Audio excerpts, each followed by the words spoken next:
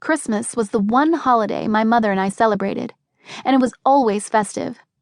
Back in New York, our tiny apartment could barely hold a tree, but we'd shove one into the corner of the living room anyway and spent hours decorating it. A little piece of nature in a metal jungle, she would say, as we stood back to admire our efforts after we were done. The towering Christmas trees spread throughout Eden Manor made our apartment trees look like twigs.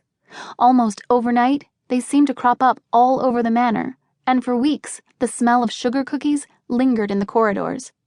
The staff was giddy with excitement, and there was a sense of joy in the air that I couldn't shake even on my bad days. I'd expected them to celebrate the winter solstice instead, but Ella made it clear they would celebrate Christmas for me. It didn't escape me that none of the other girls had survived past Christmas, and despite how angry I was with James, I made an effort to never be alone. But the closer Christmas came, the scarcer Henry became, and that made it difficult. During the autumn, he occasionally joined me around the manor, but now the only time I saw him was in the evenings.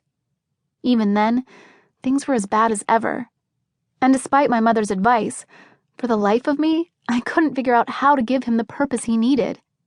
Survive past Christmas, I hoped, but there was no guarantee that that would work. I didn't allow myself to consider the possibility that I might not make it. But I did know I wanted him to have a happy Christmas. The entire household was supposed to have dinner together, and while that was a nice start, I wanted to show him the kind of Christmas my mother and I had together.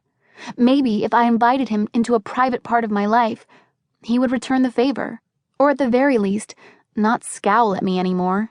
And selfishly, I didn't want to spend Christmas alone.